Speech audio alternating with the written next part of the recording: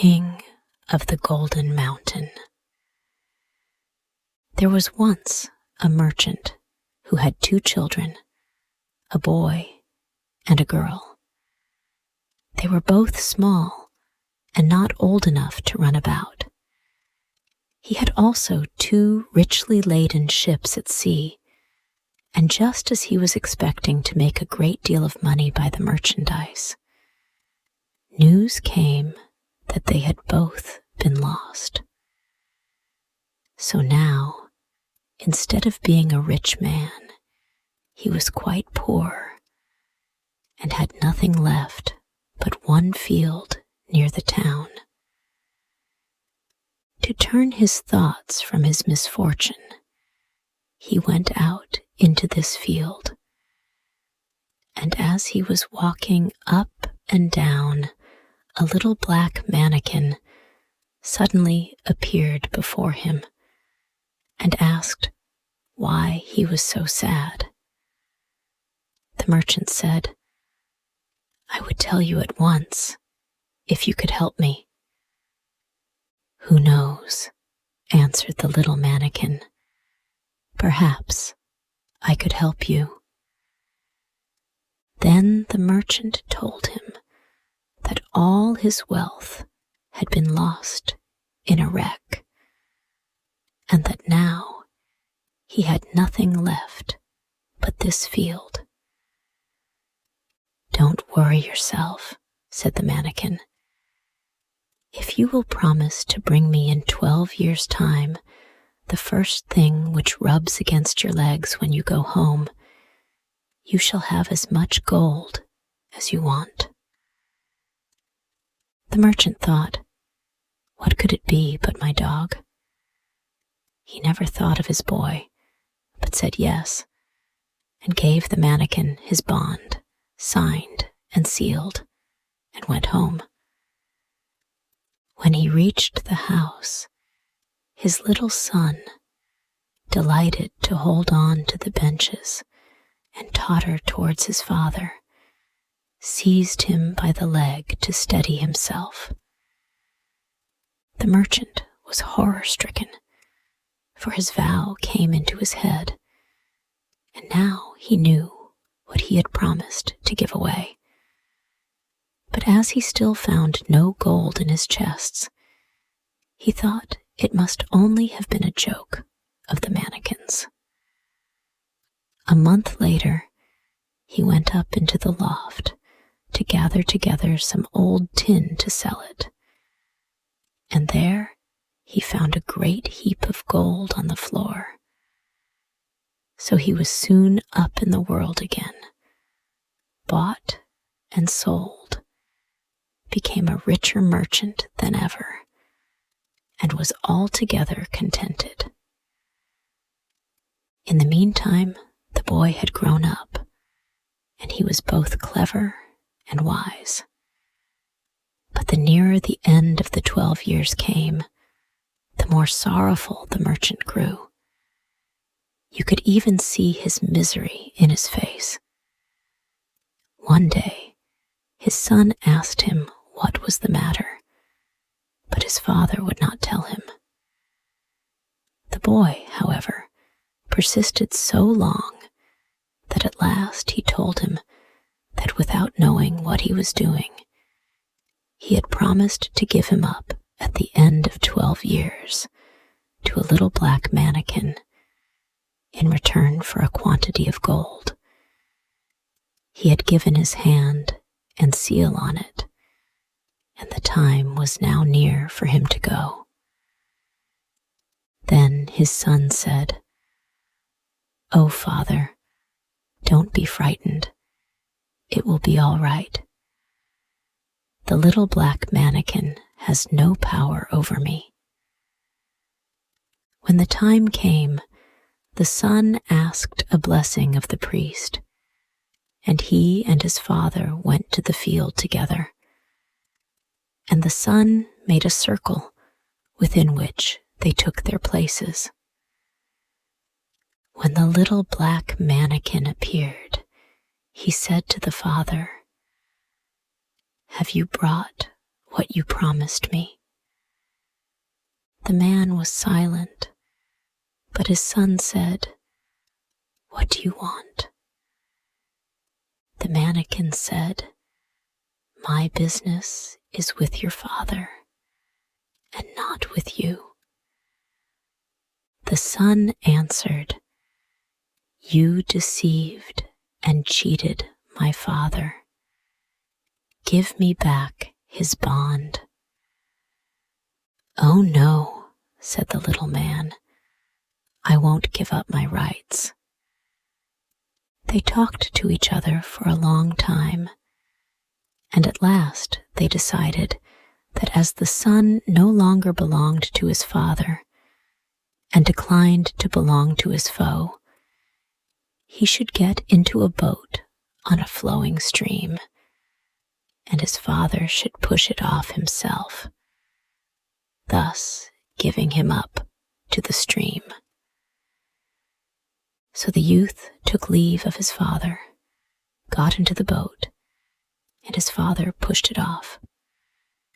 Then, thinking that his son was lost to him forever, he went home and sorrowed for him. The little boat, however, did not sink. It drifted quietly down the stream, and the youth sat in it in perfect safety. It drifted for a long time, till at last it stuck fast on an unknown shore. The youth landed, and seeing a beautiful castle near, walked towards it.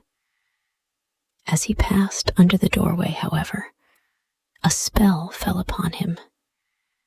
He went through all the rooms, but found them empty, till he came to the very last one, where a serpent lay coiling and uncoiling itself. The serpent was really an enchanted maiden, who was delighted when she saw the youth, and said, "Have you come at last, my preserver? I have been waiting 12 years for you. This whole kingdom is bewitched, and you must break the spell." "How am I to do that?" he asked. She said, "Tonight, 12 black men hung with chains will appear, and they will ask what you are doing here. But do not speak a word, whatever they do or say to you. They will torment you, strike, and pinch you, but don't say a word. At 12 o'clock, they will have to go away. On the second night, 12 more will come, and on the third, 24. These will cut off your head. But at 12 o'clock, their power goes, and if you have borne it and not spoken a word, I shall be saved. Then I will come to you and bring a little flask containing the water of life, with which I will sprinkle you, and you will be brought to life again, as sound and well as ever you were." Then he said, "I will gladly save you." Everything happened just as she had said. The black men could not force a word out of him, and on the third night, the serpent became a beautiful princess, who brought the water of life as she had promised, and restored the youth to life. Then she fell on his neck and kissed him, and there were great rejoicings all over the castle. Their marriage was celebrated, and he became king of the Golden Mountain. The sun made a circle, and his father and he took their places within it, and the little black mannikin appeared. They lived happily together, and in course of time, a beautiful boy was born to them.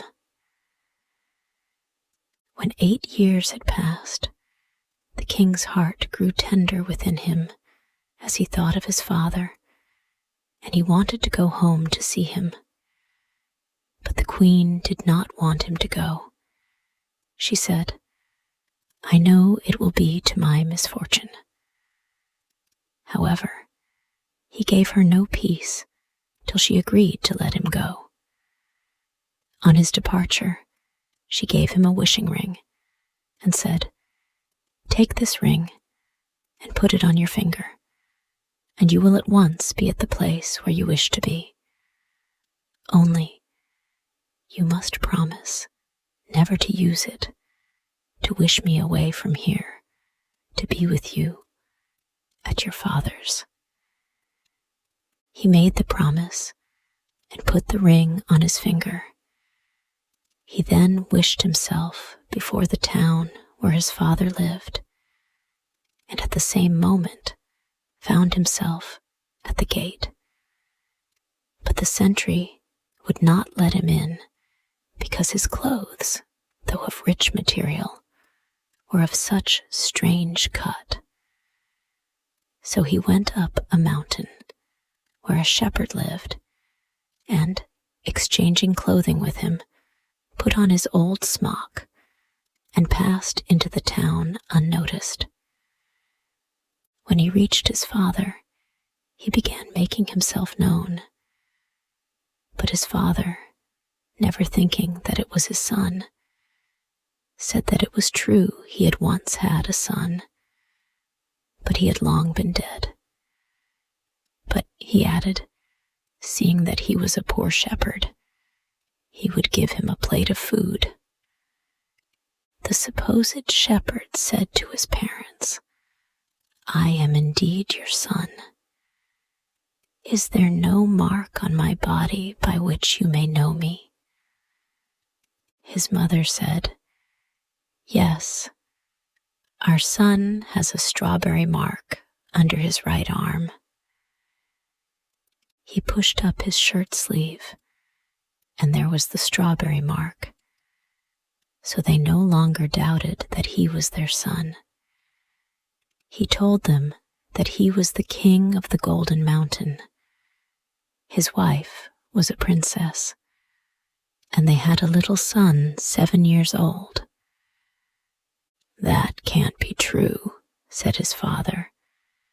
"You are a fine sort of king to come home in a tattered shepherd's smock." His son grew angry, and without stopping to reflect, turned his ring round and wished his wife and son to appear. In a moment, they both stood before him, but his wife did nothing but weep and lament, and said that he had broken his promise, and by so doing had made her very unhappy. He said, "I have acted incautiously, but from no bad motive," and he tried to soothe her. She appeared to be calmed, but really she nourished evil intentions towards him in her heart. Shortly after, he took her outside the town to the field and showed her the stream down which he had drifted in the little boat. Then he said, "I am tired. I want to rest a little." So she sat down, and he rested his head upon her lap, and soon fell fast asleep. As soon as he was asleep, she drew the ring from his finger and drew herself gently away from him, leaving only her slipper behind. Last of all, taking her child in her arms, she wished herself back in her own kingdom. When he woke up, he found himself quite deserted. Wife and child were gone. The ring had disappeared from his finger, and only her slipper remained as a token. "I can certainly never go home to my parents," he said. "They would say I was a sorcerer. I must go away and walk till I reach my own kingdom again." So he went away, and at last he came to a mountain where 3 giants were quarreling about the division of their father's property. When they saw him passing, they called him up and said, "Little people have sharp wits," and asked him to divide their inheritance for them. It consisted, first, of a sword, with which, in one's hand, if one said, "All heads off, mine alone remain," every head fell to the ground. Secondly, of a mantle, which rendered anyone putting it on invisible. Thirdly, of a pair of boots, which transported the wearer to whatever place he wished. He said, "Give me the 3 articles, so that I may see if they are all in good condition." So they gave him the mantle, and he at once became invisible. He took his own shape again and said, "The mantle is good. Now give me the sword." But they said, "No, we can't give you the sword. If you were to say, 'All heads off, mine alone remain,' all our heads would fall, and yours would be the only one left." At last, however, they gave it to him, on condition that he was to try it on a tree. He did as they wished, and the sword went through the tree trunk, as if it had been a straw. Then he wanted the boots, but they said, "No, we won't give them away. If you were to put them on and wish yourself on the top of the mountain, we should be left standing here without anything." "No," said he, "I won't do that." So they gave him the boots too, but when he had all 3, he could think of nothing but his wife and child, and said to himself, "Oh, if only I were on the Golden Mountain again." And immediately he disappeared from the sight of the giants, and there was an end of their inheritance. When he approached his castle, he heard sounds of music, fiddles and flutes, and shouts of joy. People told him that his wife was celebrating her marriage with another husband. He was filled with rage and said, "The false creature. She deceived me and deserted me when I was asleep." Then he put on his mantle and went to the castle, invisible to all.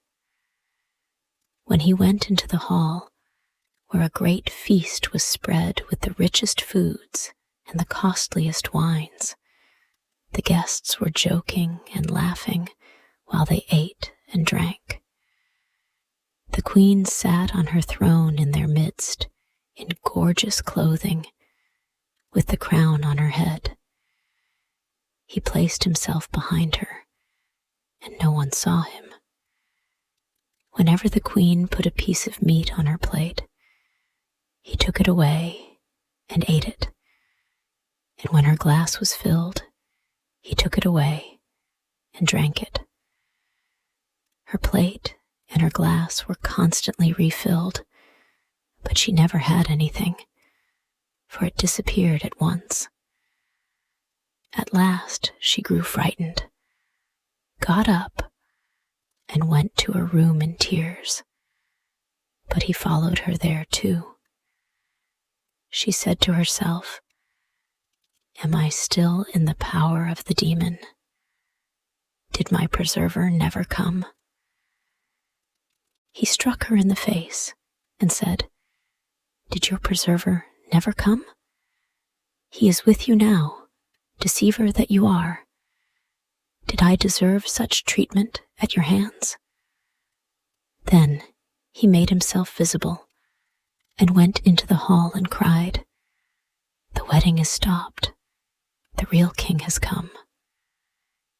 The kings, Princes and nobles who were present laughed him to scorn. But he only said, "Will you go, or will you not?"